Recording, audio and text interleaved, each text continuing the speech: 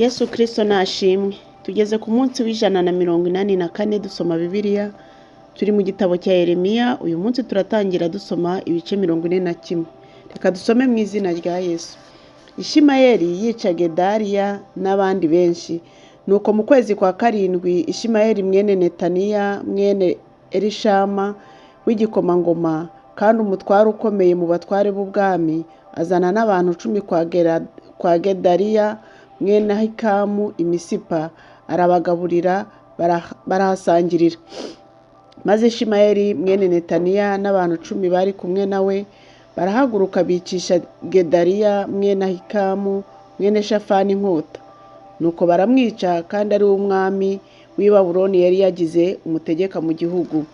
Ishimayeli yica n'abayuda bose bari kumwe na Gedaliya imisipa hamwe n'ingabo z'abakarudaya zari zihari.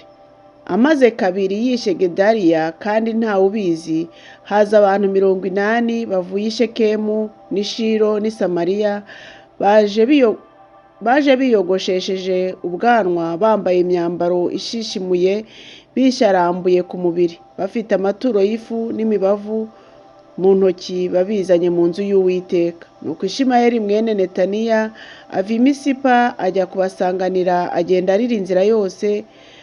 Bagihura arababwira ati, nimuze tujye kwa Gedaliya mwene Ahikamu. Nuko bageze mu mudugudu hagati, Ishimayeli mwene Netaniya n'abantu be bica babandi babata mu rwobo. Ariko hari abantu 10 babonetse muri bo babwiye Ishimayeli bati, ntutwice kuko dufite imyaka twahishe mu gasozi y'ingano na sayiri n'amavuta ya elayo n'ubuki. Nuko arabareka, ntiyabicana na bene wabo. Urwobo nirwo rwacukujwe n'umwami Asa, kuko yatinyaga Basha umwami wa Isiraheli. Ishimayeli mwene Netaniya yarutayemo intumbi z'abantu yabanje kwica zose hamwe n'iya Gedaliya, azigerekeranije n'intumbi z'abo yishe, hanyuma ruruzura.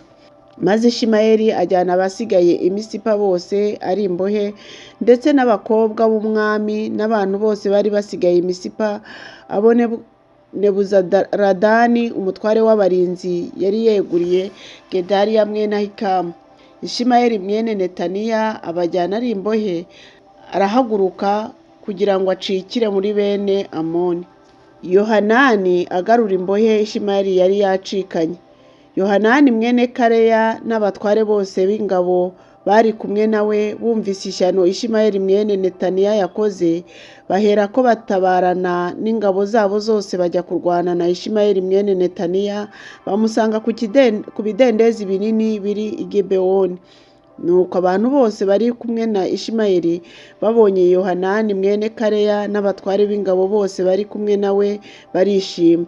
Maze abantu bose Ishimayeli yajyanye ari imbohe abakuye i Misipa barahindukira, barahaguruka basanga Yohanani mwene Kareya. Ariko Ishimayeli mwene Netaniya ahunga Yohanani ari kumwe n'abantu 8 ajya kwa bene Amoni. Yohanani mwene Kareya n'abatware b'ingabo bose bari kumwe nawe baherako bajyana abantu basigaye bose, abo yakijije Ishimayeli mwene Netaniya, aribo bari bavuye i Misipa, Ishimayeli amaze kwica Gedaliya mwene Ahikamu. Yohanani arabagarura abavanye i Gibewoni, hari ingabo z'intambara n'abagore n'abana n'inkone. Maze barahaguruka batura i Getikimuhamu aherekeye Betelehemu, bashaka kujya muri Egiputa kubw'abakarudaya, kuko babatinyaga babitewe n'uko Ishimayeli mwene Netaniya yari yishe Gedaliya mwene Ahikamu w'umwami w'i Babuloni yari yagize umutegeka mu gihugu.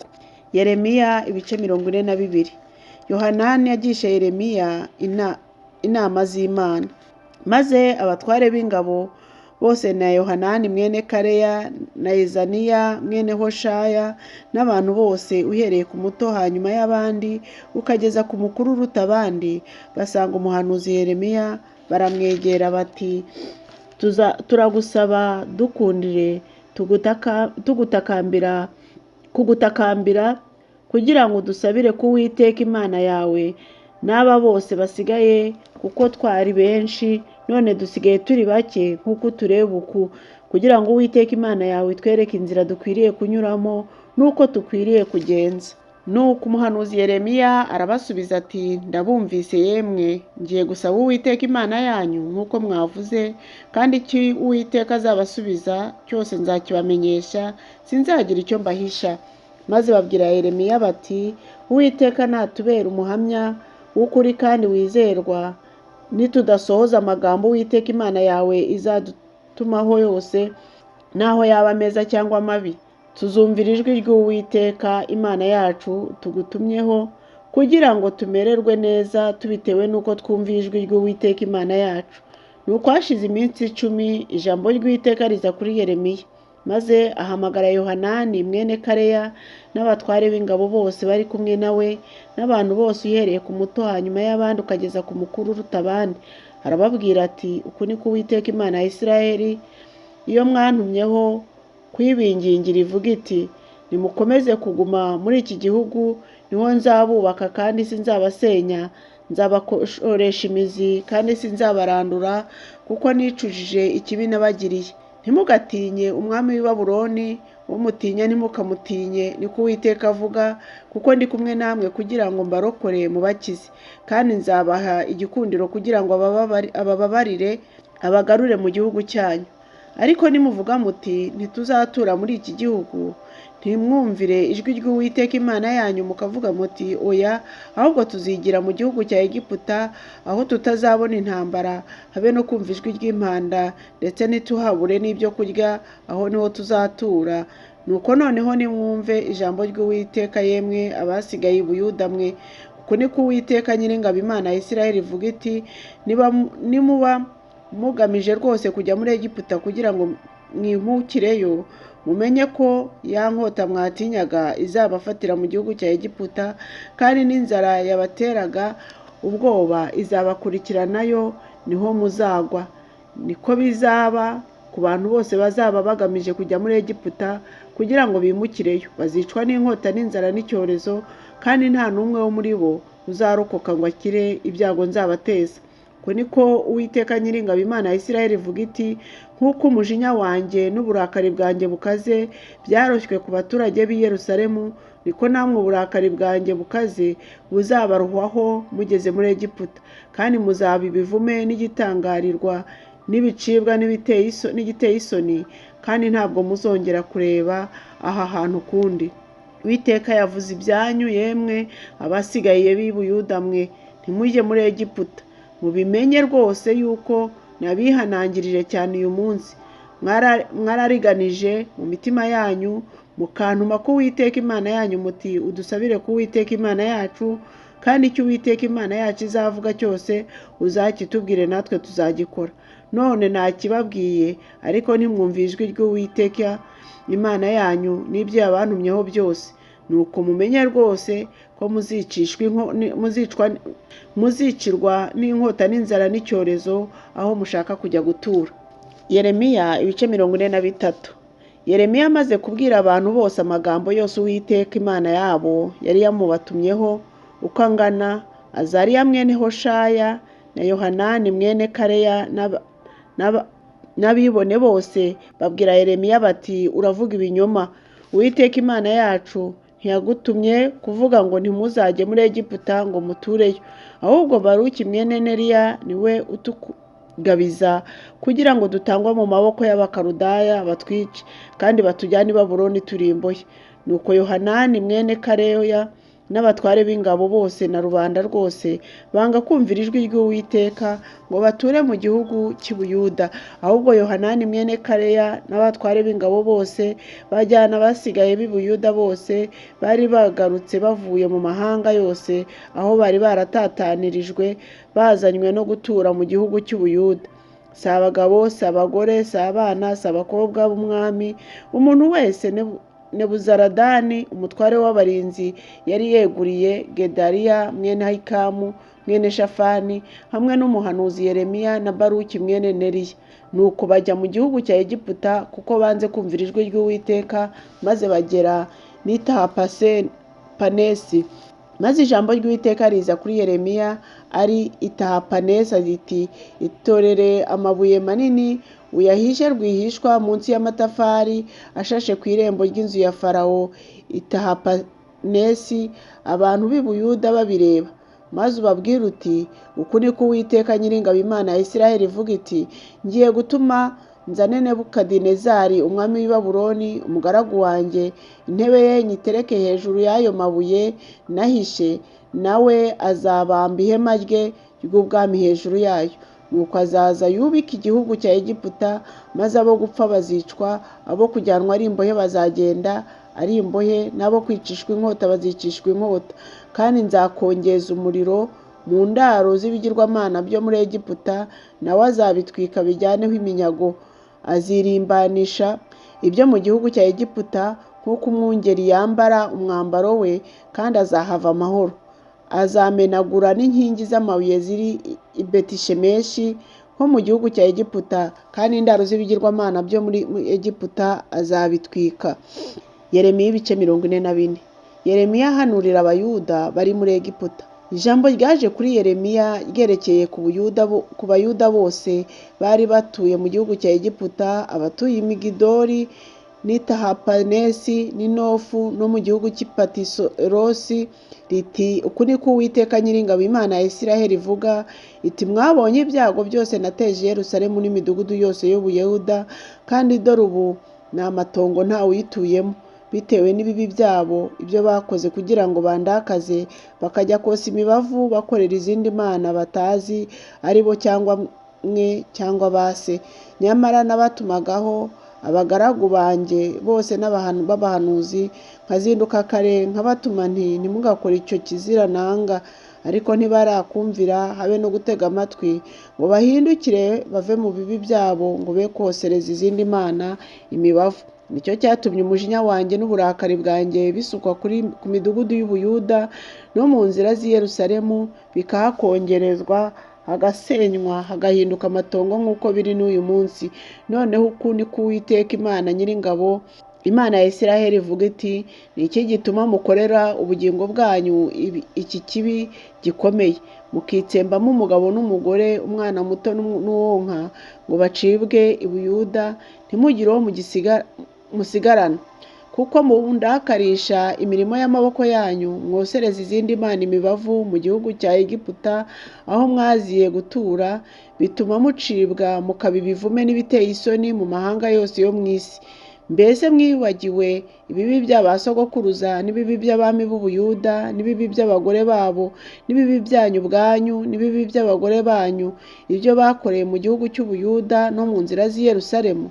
Ndetse kugeza ubu ntibaricisha bugufi, ntibaratinya kandi ntibaragendera mu mategeko yanjye cyangwa mu mateka yanjye, ayo nashyize imbere yanyu n'imbere ya ba sogokuruza. Nicyo gituma Uwiteka Nyiringabo Imana ya Isiraheli ivuga iti, dore maramaje kuzabagirira nabi, ndetse n'ab'i Buyuda bose nzabaca, maze n'abasigaye b'i Buyuda bagamije kujya muri Egiputa ngo batureyo, nzabafata bose barimburwe. Mu gihugu cya Egiputa niho bazagwa, barimbuwe n'inkota n'inzara, uhereye ku muto hanyuma y'abandi ukageza ku mukuru uruta abandi.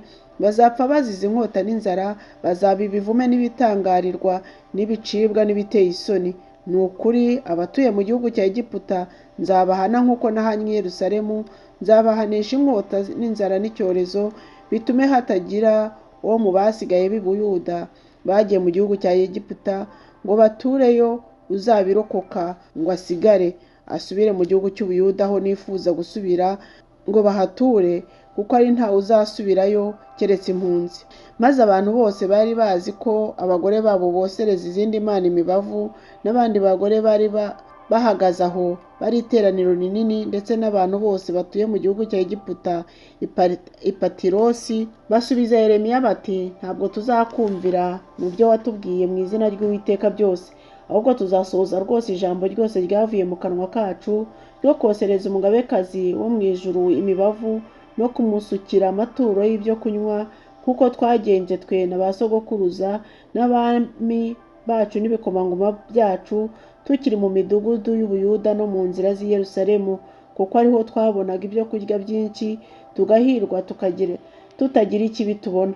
ariko uhereye igihe turorereye kosereza umugabekazi wo mu ijuru imibavu no kumusukira amaturo y'ibyo kunywa, twabuze byose turimburwa n'inkota n'inzara. Kandi igihe twoserezaga umugabekazi wo mu ijuru imibavu tukamusukira amaturo y'ibyo kunywa, mbese twamuvugiraga imitsima tukamuramya tukamusukira amaturo y'ibyo kunywa abagabo bacu badahari? Maze Yeremiya abaza abantu bose, abagabo n'abagore, bamusubije batyo ati, mbese imibavu mwosereje mu midugudu y'Ubuyuda no mu nzira z'i Yerusalemu, mwe na ba sogokuruza n'abami banyu n'ibikomangoma byanyu na rubanda rwo mu gihugu, Uwiteka ntarakabyibuka ngo bimugere mu mutima? Uwiteka ntiyabasha kongera kwihanganira imirimo yanyu mibi n'ibizira mwakoze?